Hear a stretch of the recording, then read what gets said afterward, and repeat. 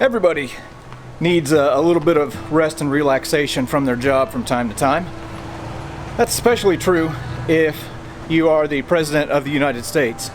And it's even more true if you are the President during the worst economic crisis that the world has ever seen and during a world war. Well, Franklin Delano Roosevelt, that place where he got rest and relaxation was right here in Warm Springs, Georgia. Now, as the name of the town implies, this is the site of some natural warm springs that come out of the ground at about 88 degrees. And Roosevelt, who had been afflicted with polio earlier in his life, found the warm springs to be therapeutic. Established an organization here where other people afflicted with polio could come and kind of bathe in what he considered to be the healing waters here in Warm Springs. And he also liked it so much that he established a little cottage here that became known as the Little White House. And we are going to go to the Little White House today and see what we can learn.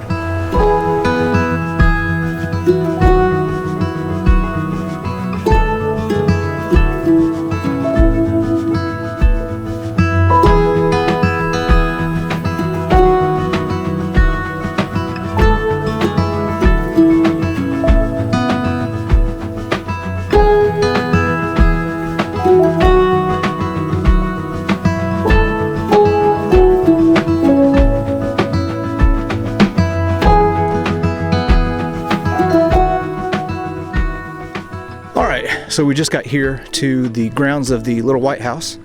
Going to go in here to admissions, get our ticket, and yeah, see what we can learn today.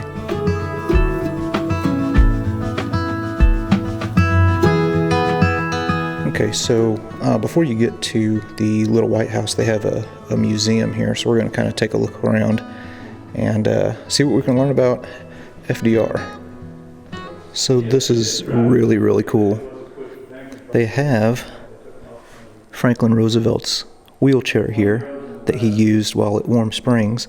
And anytime you see video of Franklin Roosevelt like giving a speech and he's standing, well, it's because he's using these leg braces.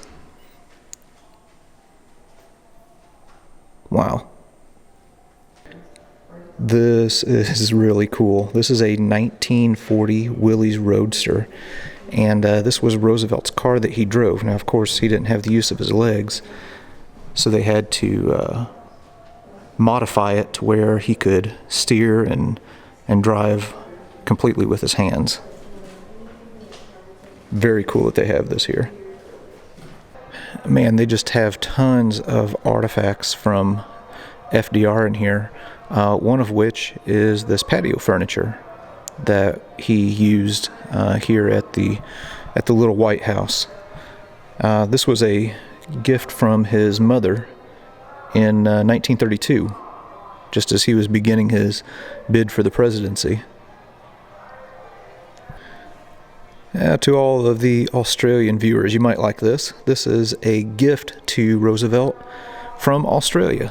And if you look here, you can see there's this wood inlay of the Australian continent, and this was all made of different Australian woods. This is kind of neat. One of the things that attracted Roosevelt to Warm Springs was, of course, the warm spring water that he could swim in to ease his polio. Ended up having a lot of people who'd been stricken with polio come down and stay at the resort and kind of recuperate and just kind of work with each other. Here's Roosevelt's swimsuit. A little bit different than the swimsuits that men wear now. Here's a closer look at one of FDR's braces. Now, I think that the ones he used in public, like right here, he would have those painted black so that they wouldn't stand out and people wouldn't see that there was a brace there. Here's another vehicle that belonged to FDR here at Warm Springs, and you can see not a license plate there. It says FDR 1, and as a matter of fact, that tag was made special for him by the Georgia State Prison. Anyway, if you move over here, we can get a pretty good look at the workings of Roosevelt's vehicle. So you can see, everything is set up to where, he could reach down and do the steering, acceleration, braking, everything by hand. Gosh, that is so cool that they have this here. Here's some different items from the Depression era. The little stove, little Remington typewriter, fan, and right there, old Zenith radio, which is a tool that was modern to the time that Roosevelt made use of with his fireside chats to communicate to the nation during the Depression. Now, Roosevelt was, of course, a distant cousin to Theodore Roosevelt, who was well known for something called big stick diplomacy. And they have some campaign items here, I guess, from the 30s. And here, this says, Teddy's big stick, and then Roosevelt's big stick.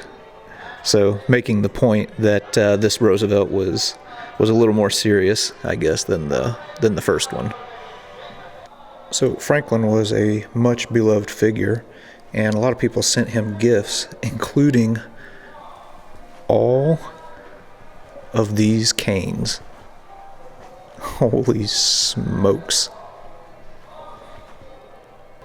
These little items here are always interesting to me. These are just like personal pieces that belong to Roosevelt, including this like a desk set and these monogrammed suspenders. So you can see where it says, FDR there on the suspenders. And his shaving kit.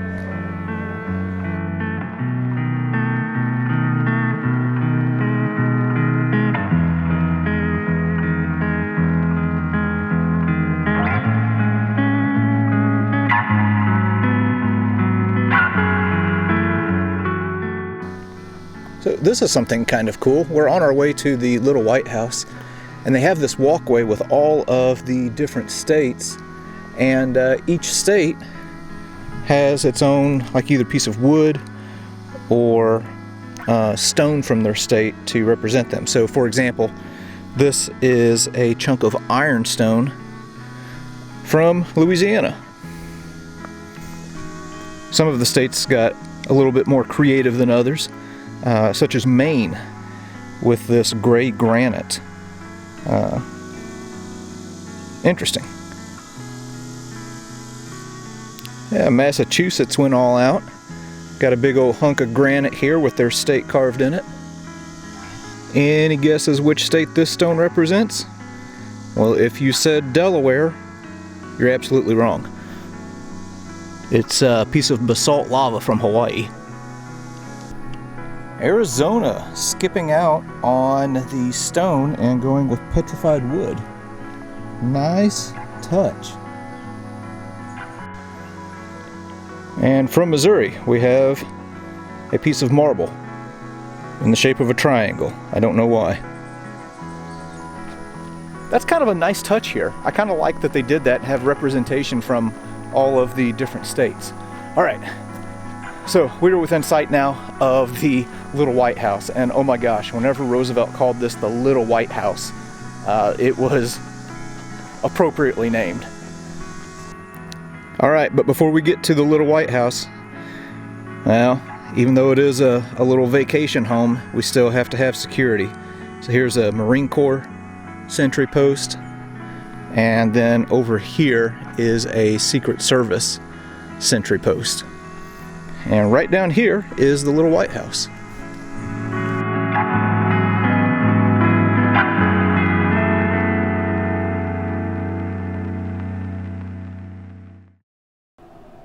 Okay, now whenever you come here to the Little White House, they have you coming in from the side door and into the kitchen. So this is where all of FDR's meals would have been prepared. Have a little bit of ice water here for the Secret Service agents. Yeah, love seeing all of this old stuff.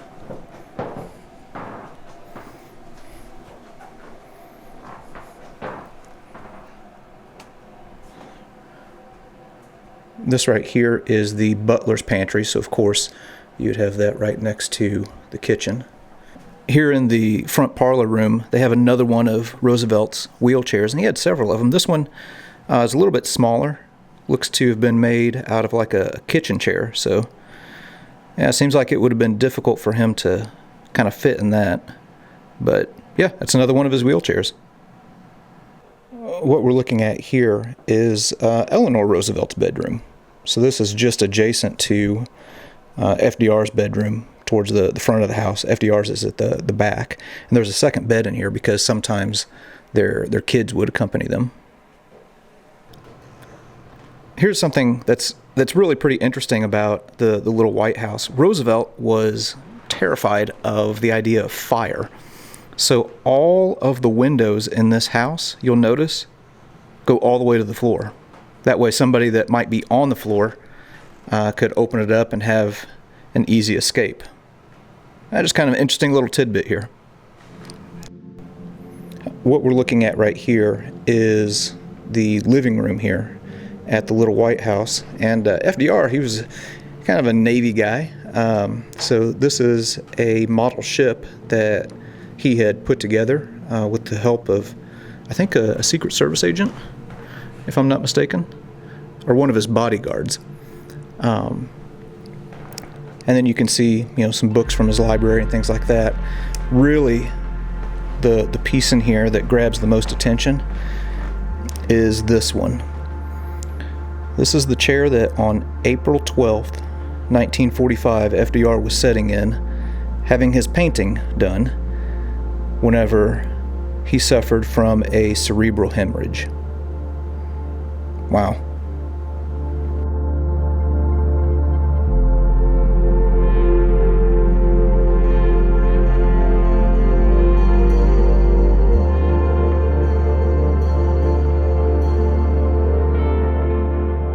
So after FDR suffered this cerebral hemorrhage, he was brought into this room right here. This is FDR's bedroom. And again, April 12th, 1945, the 32nd President of the United States passed away right here in this bed in this very room. Probably one of the most beloved presidents that the country had ever known. For a lot of people, it was he'd been president for 12 years and just sent a shockwave through the nation. But wow, pretty amazing to be here in this room where he passed away.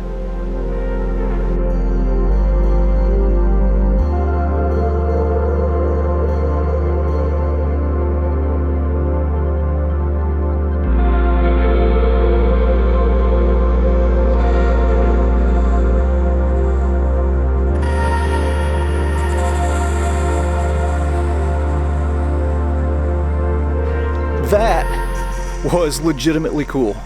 To see the place where really one of the great men of history, not just one of the great men of the United States, one of the great men of history, breathed his final breath. Pretty amazing. We got one more thing that we're going to look at here before we leave the little White House.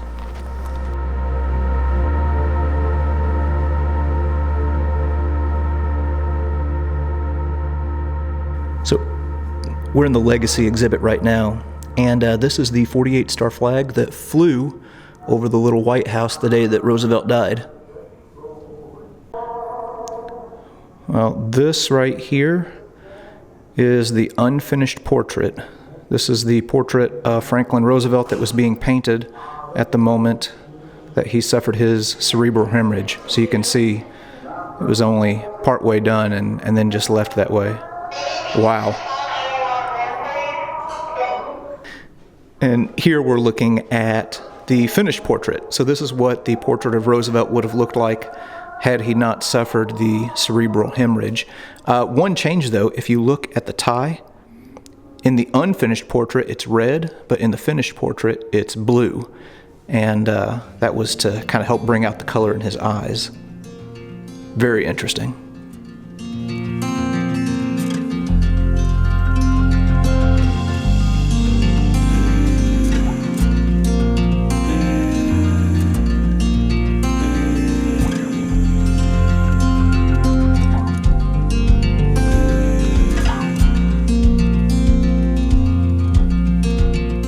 All right, well that was the Little White House right here in Warm Springs, Georgia. That place was legitimately cool. That might have been one of my favorite stops so far on our trip. But yeah, if you ever get a chance, come to this place. Thoroughly enjoyed it and learned a lot today. One more quick thing. Whenever you come to Warm Springs, be sure to stop and eat at Chad's. Oh my gosh, best catfish and sweet tea that I've had in a long time.